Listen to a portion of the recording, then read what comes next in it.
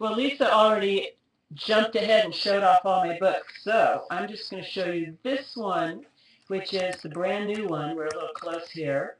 And the way I use my book isn't to take all of these pages and cram them into a copy machine to change the sizes. I take my book and I actually take one copy and cut off all of the back spine so each page can fit into a sheet protector. So this page is what I put into, let's get a page there. That's the page that I put into the copy machine, and I can make any size I want. Now, that is done. Let's get on to some samples here. The project I'm going to show you is how to use my designs or any others that you have, I'll be fair, and do reverse applique with them. I like to do reverse applique with felt. Here's a big pillow that doesn't show up in there. This is a vest. See, there's the neckline, and we'll pan it past to here. That's just done with felt reverse applique. And here's what a panel of the vest looks like while I'm working on it. Boy, now you know why we're doing Christmas stockings today. And the flip side just looks like quilting.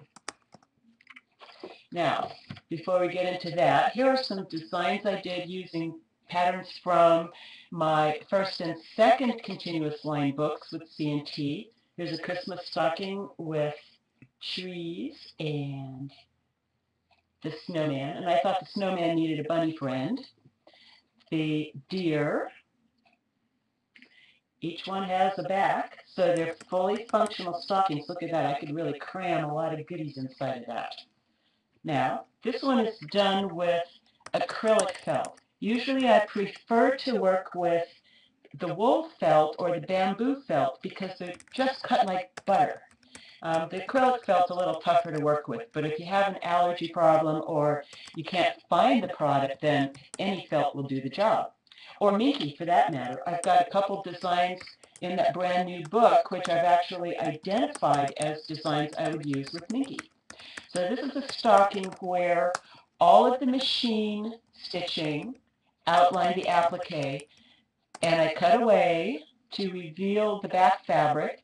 Then all my outside edges of the stocking to join it to the back layer was done by hand. I'll put those aside. Here's some little pouches that I make using the same idea. There's the horse and the bunny. Oh, price tag. Yep. And more. Those are getting ready. This one needs a little work. Good, we can put that up. Here's a couple of the little bear stockings. This I used for the Black Bear Sits design in 250 new continuous line designs. And this particular piece was all done by machine. And you could do it long arm, you could do it with your home machine. This one, I did all of the stitching before I cut away the background layer. I did it all with hand stitches. So there's nothing in the world that says this has to be a machine project. This little guy is almost done, just needs a little bit of cutting. So here's an idea of how I work. Once I get that snipped, here's a little preview. I will show you every single step here in a minute. I'm just cutting away the top layer from where I want the background color to show, and because this bear has another detail in him aside from his outline, his silhouette, I'm wanting to cut away a little bit of his body where I stitched it to show that he has legs. See, and here's the leg coming to show itself. I could try and keep my cutting about 1/8 of an inch, maybe 1/12 of an inch away from the stitching line, so there's enough fabric to not pull loose as it gets used. This is probably going to last a whole long time. There's another leg. He's not going to be goofy looking. He'll just be like the other guy.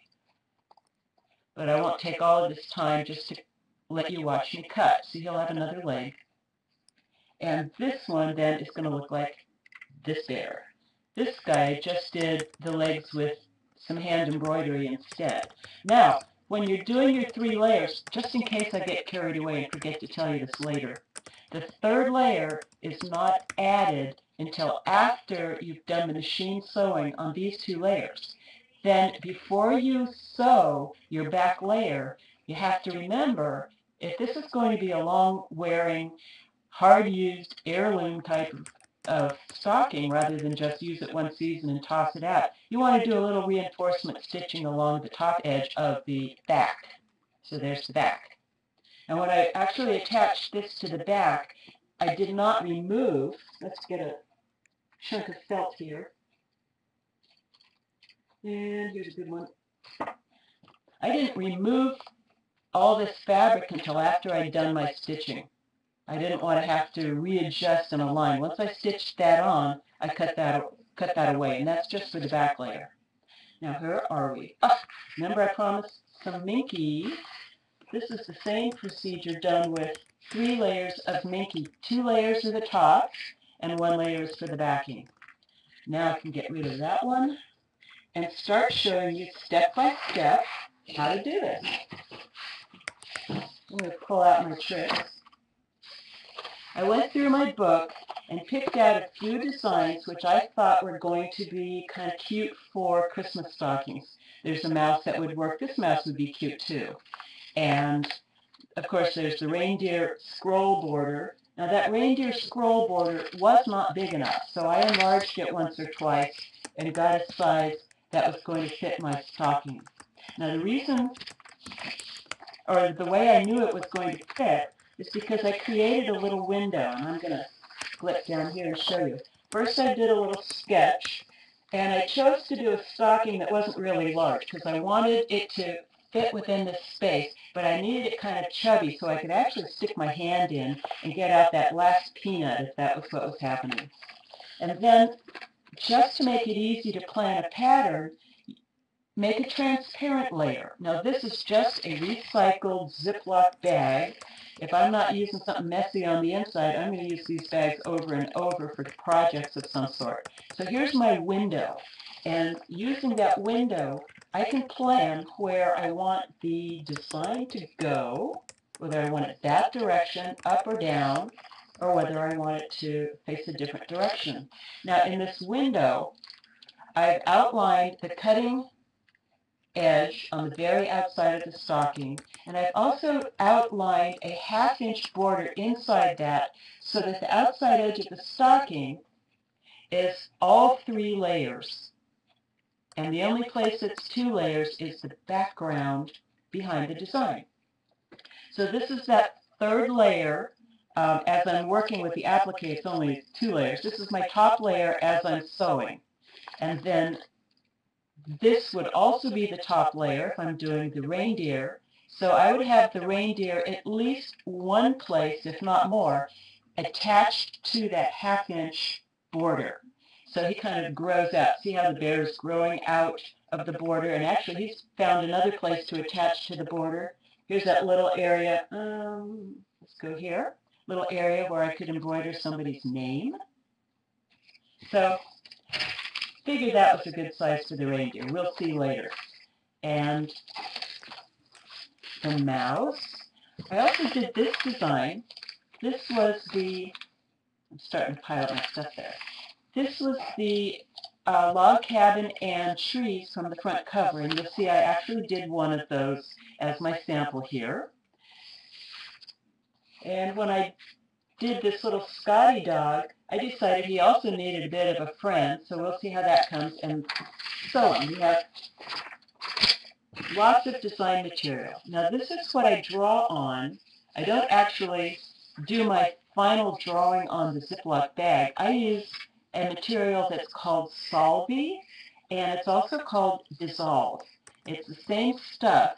It's really the same material as a lot of white glue, so if you've ever smeared white glue on your hands as you're doing a project and then you peel it off later and it's dry, well that's exactly what this is. So it completely washes away, but it's also completely, let me find a, make sure it's dry.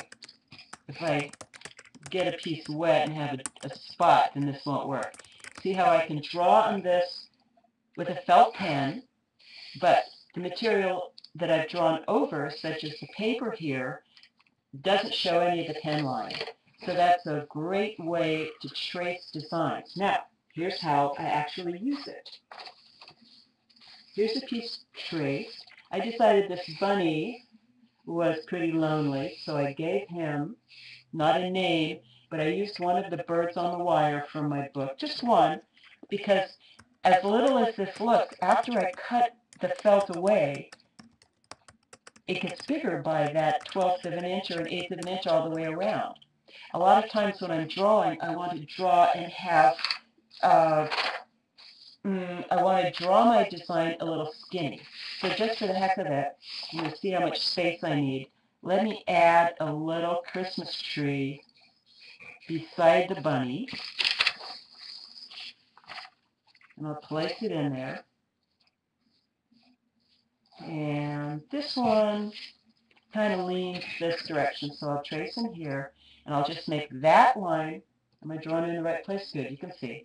Take that line and make sure that as I get up here, there's no place where these two lines crowd each other and won't let me get in there with scissors to cut.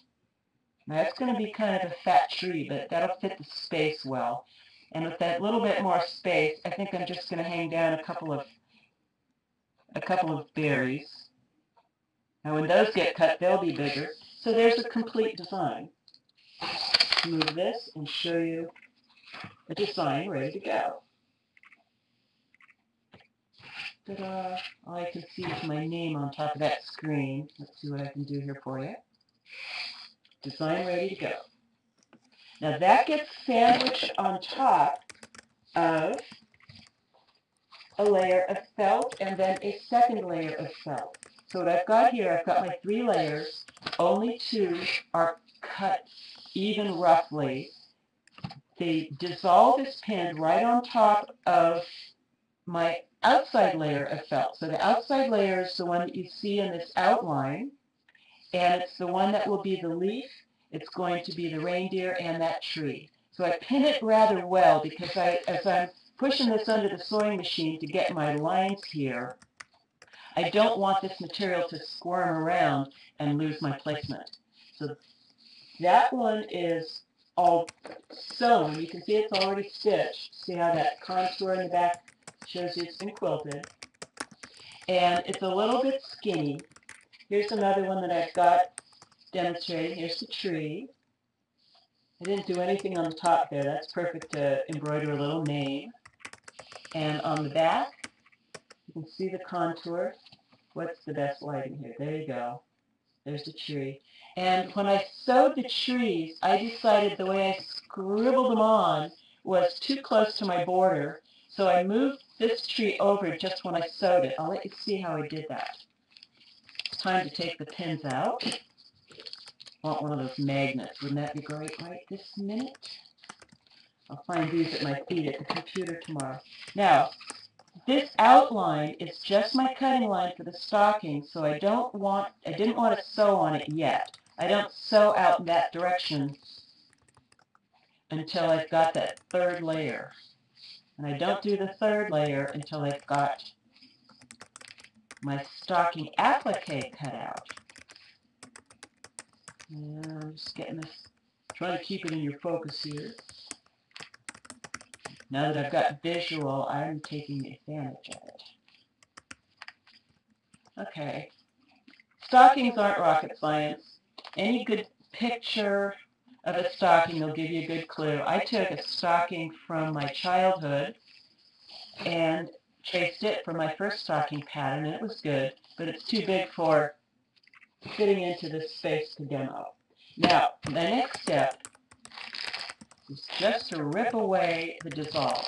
Now, if I'm working on a big project as opposed to a Christmas stocking, like a jacket or a vest, and if I'm going to sew that on a domestic sewing machine as opposed to a long arm, I'd probably just spritz the fabric with a light layer of moisture, just plain water, and when the fabric kind of absorbs that, and it's still slightly damp, I would just press this pattern. I would just pat it down onto place, and it would sort of melt onto the fabric, just enough to stick.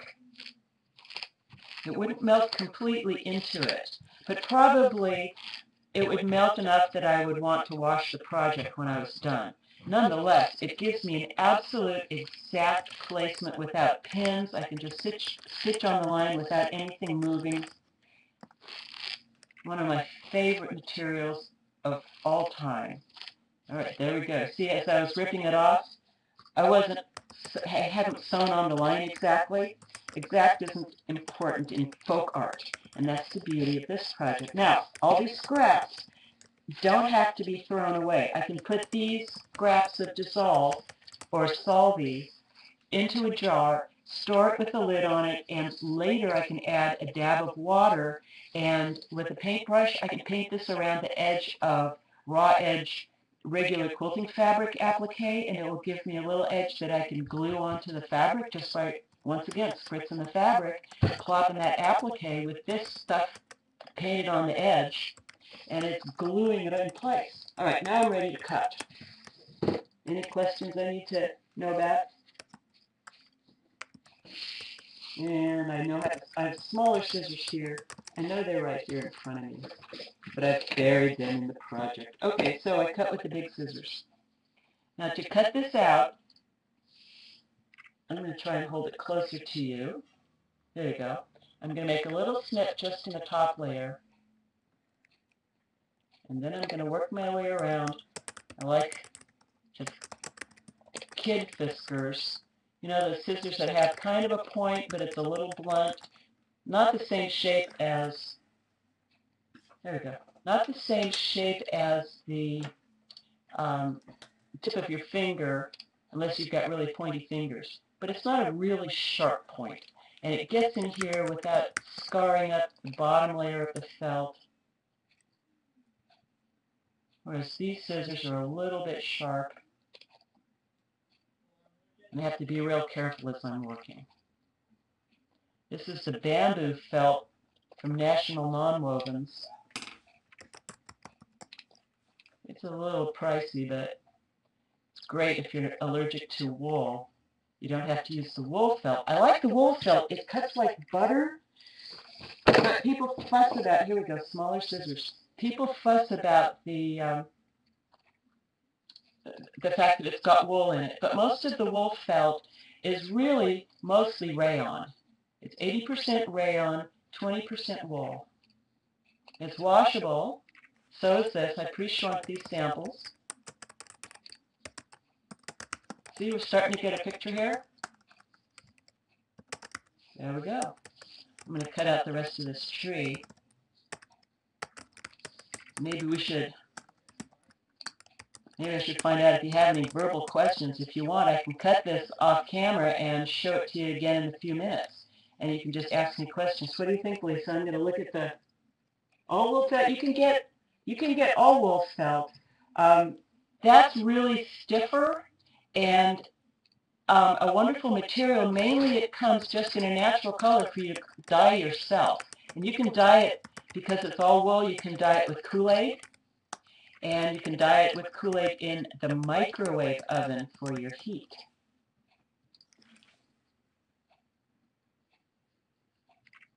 Okay. Is this going? See how we've got the tree now?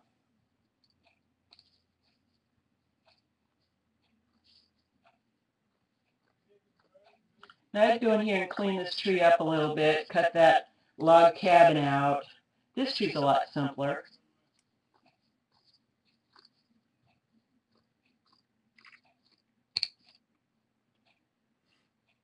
And after that's all cut out, I'm going to add that last layer, the third layer that actually makes the stocking hold all those great little treats when it's hanging from the fireplace.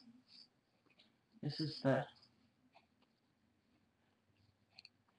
same process I use for this, I use for doing jackets, I use for handbags. Not a lot different. Although I can tell right now from working with this bamboo felt that I would use the wool felt for something sturdy like a handbag. This would make a nice drapey jacket. Really nice.